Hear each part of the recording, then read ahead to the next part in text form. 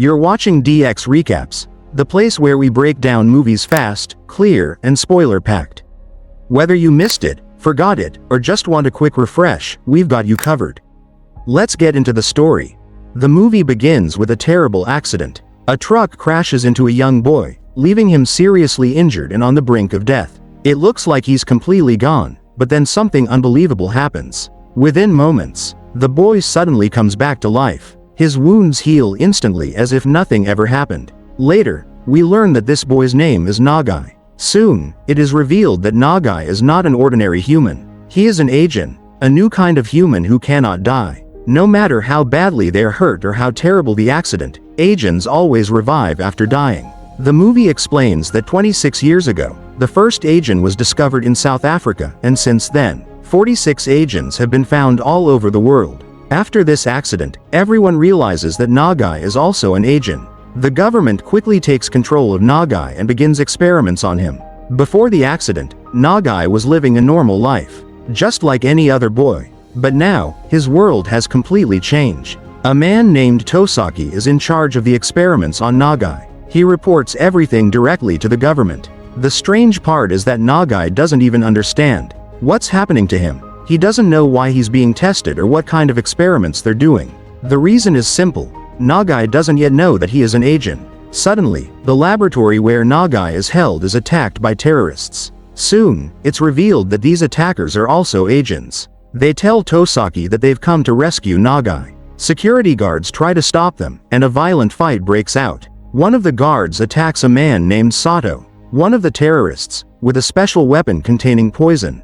Before the poison can harm him, Sato cuts off his own hand to stop the infection and continues fighting as if nothing happened. Another guard shoots Sato near the heart, killing him instantly. But because Sato is an Ajin, he revives just a few seconds later, completely healed. After recovering, Sato kills all the researchers and reaches Naga. He gives Naga a gun and orders him to kill the remaining scientists. But Naga refuses. He's a peaceful person and doesn't want to hurt anyone. Sato tries to convince him, but Naga attacks Sato instead and escapes with some of the surviving researchers. Sato comes back to life once again and releases a strange shadow-like creature from his body called a black ghost. These creatures can only be seen by Ajins, and they fight to protect their masters. Sato sends his black ghost to attack Naga and the others. While escaping, Naga unknowingly summons his own black ghost to defend himself. The two creatures fight fiercely, and in the chaos, Naga gets the chance to escape. When Sato tries to stop him again, Naga's black ghost blocks his path, allowing Naga to flee. News about the incident spreads quickly, and the media soon arrives. Later, it's revealed that the whole situation was part of Sato's plan. He had planned everything together with his partner, Tanaka. Sato brings Tanaka in front of the media to expose the truth about the government. He shows video footage of Tanaka being tortured during government experiments. Sato confesses that he himself is an Ajin and that he had previously rescued Tanaka from the government's lab. He tells everyone that Ajins are also humans and deserve to be treated equally. He demands that the government give Ajins their own city, a place where they can live freely with full civil rights, away from human cruelty and experiments. Meanwhile, Naga escapes far away and meets an old woman who offers him shelter. She takes him to her home, where he rests and recovers. On the other side, Naga's younger sister is being questioned by a security guard who's trying to find Naga's location. Suddenly, the guard is attacked by a black ghost. It belongs to Tanaka.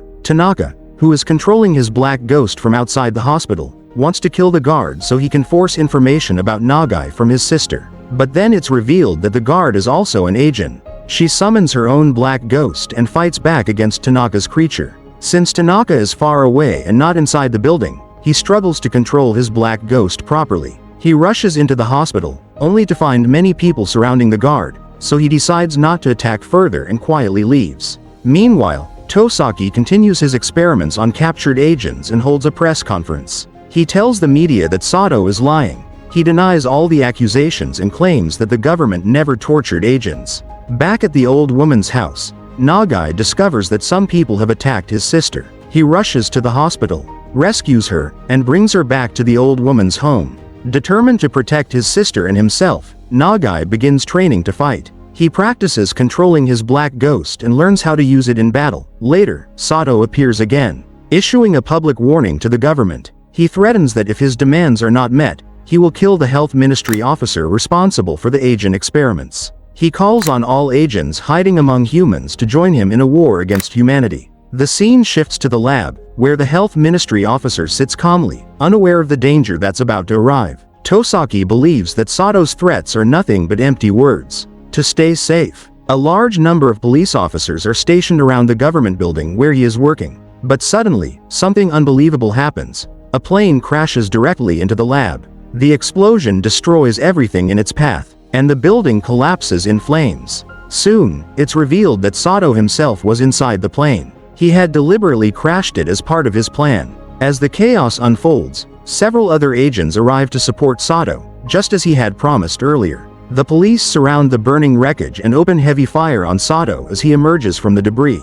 They keep shooting continuously to prevent him from regenerating. For a moment, it looks like Sato might finally be gone. But then, Tanaka, watching from another building, launches a surprise attack on the police. Their attention shifts to him, and that's when Sato revives again. Using his Ajin powers, he wipes out the remaining officers and completely takes control of the scene.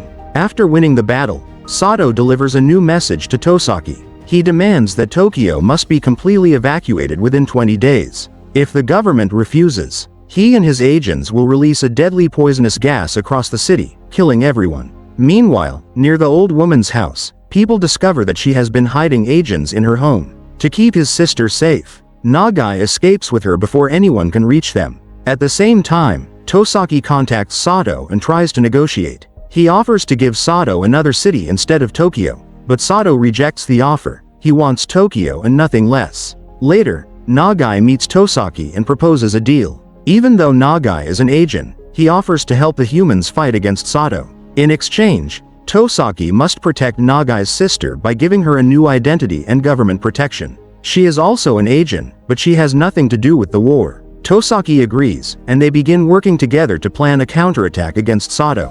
On the other side, we see Sato and Tanaka preparing for their next move. It's revealed why they hate humans so deeply. Tanaka was captured and tortured for 2 years in government labs, and Sato was imprisoned for 20 years. The pain and suffering they endured made them vow revenge on humanity and to free all agents from human cruelty. Sato's team soon begins their attack on Tokyo. One of his companions hacks into the government's security system to help them break in. Meanwhile, Tanaka and his men take hostages inside a tall building. Their plan is to release the poisonous gas from the rooftop and wipe out the entire city. However, Tosaki's forces strike back. They manage to capture Sato's hacker, throwing Sato's plan into confusion. Tanaka reaches the room where the gas containers are stored, but suddenly, black dust fills the air, thick and dark, making it impossible to see anything. Nagai had released this dust to create a distraction. Because of it, the police get a chance to attack and knock out the agents temporarily. Tanaka is later seen lying unconscious inside a wooden ship, but soon he revives again. Agents can't be killed. They can only be made unconscious for a while. It's revealed that Tanaka had actually regenerated his entire body from a severed hand he had earlier sent into the building. When Nagai and the police see him reappear, they are shocked. The police attack Tanaka again, trying to make him faint once more, but Tanaka protects himself using his black ghost as a shield. He then heads straight to Sato, who is still unconscious, and wakes him up. Together, they reach the rooftop where the poisonous gas is kept. Sato climbs to the very top of the building and calls out to Nagai, asking him to come up. Nagai agrees, but his goal is not to join Sato, it's to stop him and take the gas away. A fierce battle begins between them. Their black ghosts also start fighting each other, creating a violent and intense scene. Meanwhile, Tanaka tries to kill Tosaki, but suddenly, a familiar agent appears.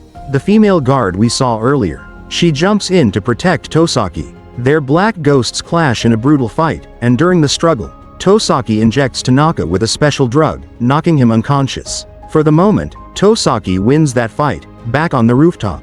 The battle between Nagai and Sato continues. Sato is impressed by how much Nagai has improved in such a short time. After a long fight, Nagai manages to inject the same drug into Sato, making him faint as well. But his black ghost doesn't fall unconscious. It helps Sato revive once again. Sato wakes up and is about to kill Nagai when the police arrive. They use taser guns to stun both Sato and Nagai at once. The electric shocks knock them out completely. Afterwards, the authorities destroy their bodies, turning their remains into dust and soil so they can't regenerate again. In the final scene, Tosaki is shown breaking his promise. He fails to protect Nagai's sister as he had agreed. But then comes a surprise twist. It's revealed that Nagai had secretly cut off and hidden one of his hands earlier. Using that hand, his body regenerates once again. Nagai comes back to life, proving that the Ajins are far from gone. The movie ends with Nagai standing tall, then jumping off the top of a building, symbolizing that his story, and the Ajin's existence, is not over yet. And that's a wrap on today's recap. If you enjoyed the ride, don't forget to like, subscribe, and hit that bell so you never miss a plot twist. Got a movie you want recapped? Drop it in the comments below. This is DX Recaps. See you in the next one.